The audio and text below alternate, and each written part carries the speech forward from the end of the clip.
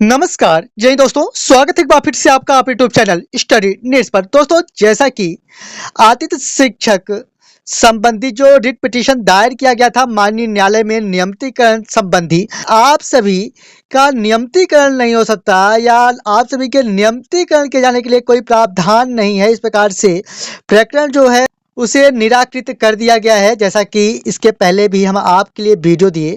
लेकिन दोस्तों, यहाँ पर लोक शिक्षण संचालय की ओर से जो स्थिति स्पष्ट की गई है 18/4/24 की स्थिति में, इसके पहले भी यही वस्तु स्थिति स्पष्ट की जा चुकी है और ठीक इसी प्रकार से एक बार पुनः यही वस्तु स्थिति स्पष्ट की गई है। लेकिन हमने जब भी आपको वीडियो दिया तो हमने हमेशा ही आपको कहा कि आप सभी का नियमितीकरण हो पाना काफ़ी मुश्किल का विषय है, जबकि नियमितीकरण नीति के दायरे पर या फिर नियमों में संशोधन करते हुए आपको फिक्स किया जाना पूरी तरह से अलग बात है। यानी इसकी जो संभावनाएं हैं तो पूर्णतः संभावित है, जबकि डायरेक्ट नियमितीकरण काफ़ी मुश्किल का विषय है। दोस्तों, नियमितीकरण का अर्थ होता है कि जिस प्रकार से आप सीधी भर्ती में नियुक्ति प्राप्त करते हैं और आप सभी को वे सभी चीज़ें जो कर्मचारियों को मिलती है वे सभी चीज़ें मिलने लगे, तो ये नियमितीकरण है। जबकि नियमितीकरण नीति के अंतर्गत आपको एक संशोधित आदेश अंतर्गत फिक्स वेतन, फिक्स आप सभी के अवकाश सहित अन्य जो लाभ हैं वह एक निश्चित क्राइटेरिया के तहत दिए जाते हैं। तो यह नियमितीकरण नीति है और जब भी आप सभी को लाभ दिया जाएगा तो नियमितीकरण नीति के दायरे पर ही लाकर दिया जा सकता है। कुछ इस प्रकार से हमने आपको हमेशा ही स्पष्ट रूप से उल्लेखित किया है। लेकिन आज आप लोक शिक्षण संचालय की ओर से दिए गए इस आदेश के बाद निश्चित ही परेशान स्थितियों में होंगे कि लगातार आप अपेक्षित थे नियमितीकरण हेतु और आप अनुभव के साथ पात्रता परीक्षा उत्तीर्ण भी थे और निश्चित ही कह सकते हैं कि योग्य भी थे, लेकिन कुछ इस प्रकार से आप निराश हुए होंगे। लेकिन यहाँ पर दोस्तों, इस वीडियो के साथ मैं स्पष्ट करूं तो आप सभी को नियमितीकरण नीति मिल सकता है जब भी मिलेगा। नियमितीकरण डायरेक्ट मिलना काफ़ी मुश्किल का विषय है। इस प्रकार से स्पष्ट स्थितियां बनती हुई दिखाई दे रही हैं। लेकिन एक बात और मैं आपको स्पष्ट करना चाहूँगा कि अगर आप नवोदय विद्यालय गेस्ट टीचर या कॉन्ट्रैक्ट बेस पर जो भर्ती प्रक्रिया संपन्न की जाती है उस पर आप लोग देखे होंगे कि 1 वर्ष के अनुबंध के साथ संपन्न की जाती है और साथ ही में उस पर सीटेट, साथ ही में बीएड डीएड यानी प्रशिक्षित होना आपके लिए कंपलसरी है। साथ ही में आप वे सारी योग्यताएं रखते हो जो एक शिक्षक बनने के लिए आवश्यक है। और दोस्तों, यही कुछ कंडीशंस अब बनती हुई दिखाई दे रही है, क्योंकि अब आप 1 साल के अनुबंध के दायरे में आने जा रहे हैं। कहने का तात्पर्य है कि 1 साल का अनुबंध आगामी समय में दिए जाने की पूर्णतः संभावनाएं बन रही हैं और कुछ टर्म और कंडीशंस के साथ ही बन रही हैं। तो यहाँ पर निश्चित ही कह सकते हैं कि अब कुछ नई गाइडलाइन जारी किए जाने की संभावनाएं तो बन रही है, लेकिन अब इस आदेश के आ जाने के बाद से निश्चित ही कह सकते हैं कि आप निराश स्थितियों में होंगे।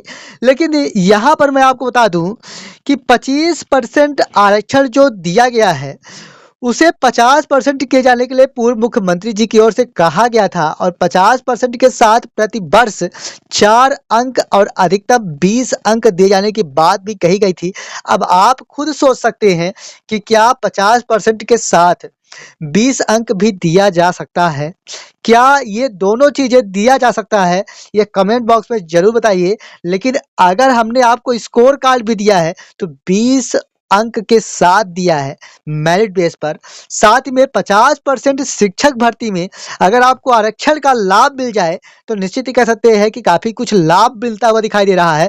लेकिन ये दोनों लाभ मिलना आगे क्या हो पाएगा या नहीं, इसके बारे में कोई स्पष्ट स्थितियां बनती हुई अभी दिखाई नहीं दे रही हैं। लेकिन आगामी जैसे इससे संबंधित कोई अपडेट्स मिलती है सही अपडेट के साथ ही लेके आएंगे। लेकिन आप सभी एक प्रश्न का जवाब जरूर दें कि क्या आपको शिक्षक भर्ती में 50% आरक्षण सहित 20 अंक क्या मिल सकते हैं, यानी दोनों आरक्षण का लाभ क्या आपको एक साथ मिल सकते हैं? कमेंट बॉक्स में जरूर बताइएगा। हालांकि इससे संबंधित भी वीडियो हम जल्द ही आपके लिए लेके आएंगे एक नई एनालिसिस के साथ, अगर आपका कमेंट्स रहता है उस स्थिति में। लेकिन यहाँ पर इस वीडियो को लाने का मात्र एक ही उद्देश्य है कि नियमितीकरण व नियमितीकरण नीति के बारे में हमने स्पष्ट स्थितियाँ इसके पहले भी किए हैं, आप पिछली वीडियो जाकर देख सकते हैं। और नियमितीकरण के लिए हमने ने नहीं कहा बल्कि नियमितीकरण नीति के लिए कहा। और दोस्तों यहाँ पर नियमितीकरण नहीं दिए जाने की बात लोक शिक्षण संचालय की ओर से स्पष्ट रूप से कर दी गई है, और जिस पर इनको द्वारा कहा गया कि आपको डायरेक्ट नियमित किए जाने के लिए कोई प्रावधान नहीं है। और यहाँ पर आपको नियमित किए जाने के लिए प्रावधान नहीं है, लेकिन नियमितीकरण नीति के अंतर्गत जो कि अनुबंध और अन्य चीजें समायोजित किए जाने के लिए निश्चित ही कह सकते हैं कि संशोधन किया जा सकता है। और भी कोई यहाँ पर अपडेट्स मिलती है, सही अपडेट के साथ ही लेके आते रहेंगे। लेकिन 50% आरक्षण सहित 4 अंक प्रतिवर्ष जो दिए जाने की बात कही गई थी, तो क्या एक साथ संभव है अथवा नहीं, कमेंट बॉक्स में जरूर बताइए। और मैं आपको बता दूं कि यहाँ पर नवोदय विद्यालय की बात ही अब स्थितियाँ स्पष्ट हो रही हैं कि सभी वे क्राइटेरिया जो एक शिक्षक में होनी चाहिए, तभी जाकर शिक्षक बनने के लिए यहाँ पर आप सभी को मौका दिया जाएगा। कुछ यही स्थितियां भी जोड़ी जा सकती है, क्योंकि अनुबंध प्रक्रिया आ जाने से निश्चित ही कह सकते हैं कि कुछ नए बदलाव किए जा सकते हैं, जैसा कि नवोदय विद्यालय में आप स्पष्ट रूप से देख पाएंगे। इसके पहले हमने वीडियो भी दिया है नवोदय विद्यालय नई गाइडलाइन के साथ और ऑफिशियल नोटिफिकेशंस के साथ दिया है। मिलेंगे आप सभी एक और नई वीडियो के साथ, लेकिन कमेंट बॉक्स में जरूर बताइएगा। अगली वीडियो हम आपके लिए पूरे समीक्षा के साथ लेके आएंगे। तब तक के लिए धन्यवाद।